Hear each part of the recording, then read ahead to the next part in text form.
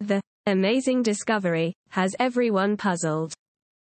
According to the press report, Russian archaeologists affiliated with the Center for Egyptological Studies of the Russian Academy of Sciences were excavating the necropolis at Deir el-Banat, 62 miles to the west of Cairo, when they came across the unusual human canine burial. Galina Belova, who examined the canine remains, concluded that all the dogs died at the same time.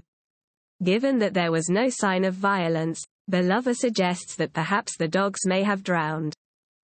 Though dog burials are well known in ancient Egypt, it is unclear why the child was buried alongside, or, better, atop, the canine remains.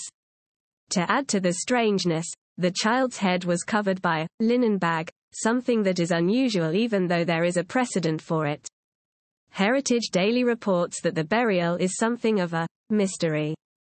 Unusual archaeological discoveries make for splashy news items, so it's worth thinking through the options in greater detail. The Daily Beast spoke to archaeologist and ancient historian Dr. Mark Lettany, a postdoctoral fellow at MIT, about how archaeologists approach strange artifacts and what we might make of this burial. The first thing you do when you uncover something, said Lettany, is stop. Archaeology is a destructive endeavor. The real data of archaeology is not the artifacts, but the specific properties of their deposition, how they appear in the ground, in what shape, orientation, and in what relation to the other material in the ground. It's not just about the objects, it's about how they got to be where they are when we come across them. Lettany said that you could unearth the Holy Grail, but it would be archaeologically meaningless unless you recorded exactly where you found it in relation to everything around it. Recording the data associated with a new discovery can take many forms. Older archaeologists relied upon a brief sketch and notes, but today people are more likely to use photographs. The locational data of points of interest are logged, soil samples might be taken for laboratory testing, and 3D models of the first evidence might be built. Multiple iterative stages of logging of evidence are undertaken. The goal of all of this, said Lettany, is that another archaeologist could read through your notes, look at the data that you collected, and correct your inevitable mistakes. Deciding exactly what you have found is especially challenging. The process involves experience, expertise, and scholarly curation. Identifications are made on the basis of comparison. You take your new discovery and compare it with similar sites, artifacts, or depositions that have been securely identified. People who have a lot of experience excavating and analyzing artifacts from a particular region and period can notice the similarities between new discoveries and those that have already been documented.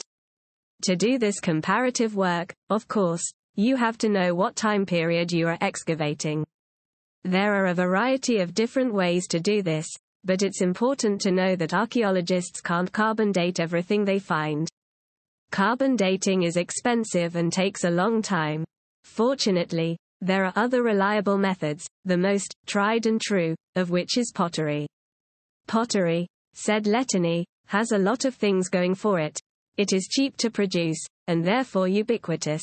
It is durable, and therefore stays intact over long time spans, and people's taste in pottery changes over time, meaning that if you can identify the style of pottery that you've found in or near an archaeological feature, and you know the date range when that style was popular, you can tentatively date the feature. It's a bit like fashion.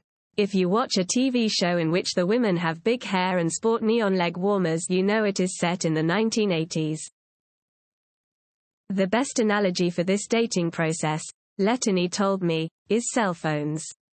If you were walking through an abandoned house and you found a cell phone in a drawer that was only produced between 2003 and 2006, and you could be sure that no one had been in the house since it was abandoned, you'd know that the house was abandoned in 2003 at the earliest.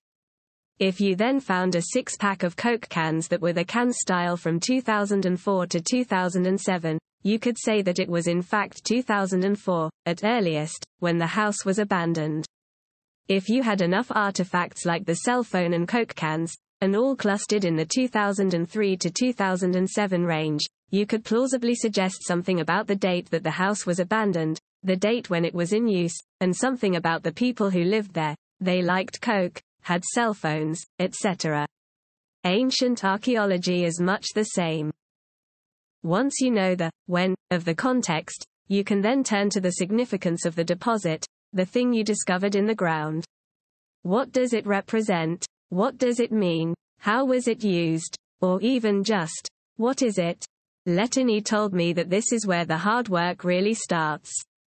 It's basically an exercise in comparison.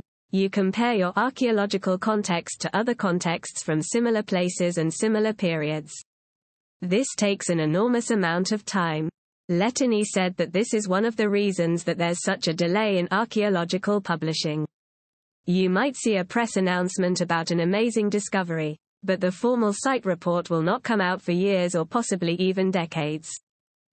This is because archaeologists are spending hundreds of hours gathering data and comparing the discoveries to other forms of evidence. In the case of this burial of dogs, the broader dataset includes Greco-Roman and late antiquity Egyptian burials. When something unusual is found, said Letany, he usually turns to those who specialize in that thing. In this case, Letany looked to specialists in burial, Dr. Liana Brent, a mortuary archaeologist, and canine burials in particular, Dr. Victoria C. Moses, a zoo archaeologist who specializes in dog sacrifice and burial. As it turns out, dog internment is in evidence almost everywhere you find human burials in the ancient Mediterranean world. In Italy, said Letany, we have good evidence for, and studies of, dog sacrifice, and particularly puppies, by scholars like Victoria Moses, Jacopo de Grossi Mazorin, Claudia Miniti, and Barbara Wilkins. Inhabitants of Rome purportedly crucified dogs for their failure to warn them about a stealth attack by the Gauls in the 4th century BC. They were awakened by geese instead. Though this is not at all clear from news reports, the discovery itself was made in November 2007 and, thus, the Belova and Savinetsky findings have received some scholarly attention. In her article, Man's Best Friend for Eternity, Dog and Human Burials in Ancient Egypt, Dr. Salima Ikram, a distinguished professor of Egyptology at the American University in Cairo, discusses the phenomenon of dog burials in ancient Egypt and tackles this find in particular. Ikram notes that while the dogs had been crudely mummified, the child itself was preserved through natural desiccation. Ikram notes that the burial is highly unusual and does not fit with standard practice in which dogs served a kind of amuletic purpose. It is possible, she notes, that the child had been a caretaker of dogs raised to be votive offerings, and that, when it died, the child was honored by being placed alongside its charges. Ikram notes that a similar burial, in which a human was buried on top of thousands of dogs, was unearthed in a gallery at the Temple of Anubis, Anubion, at Saqqara. If this reading is correct, then the co-burial of the child and the dogs would be mutually beneficial. The dogs would be guaranteed care in the afterlife, and the child would be assured an eternal existence, the goal of every Egyptian. With respect to this particular find, said Letany, we should exercise caution about some of the reported details of the excavation. The confident statement that the child was 8 years old at the time of their death is difficult to confirm.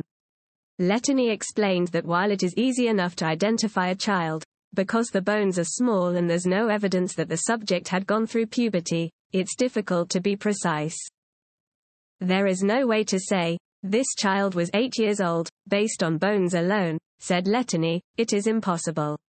You can give a range, and the best archaeologists can often say with older children is, prepubescent, which generally is indicated as, under 14 or so.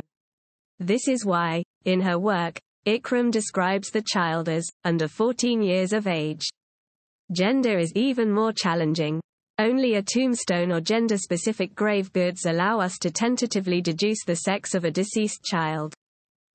There are some instances where there is no data with which to make sense of a discovery.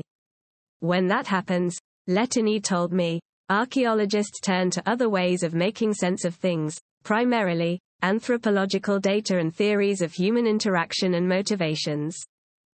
There's a joke among archaeologists, he told me, that when they are truly at a loss, they label something, ritual, and call it a day.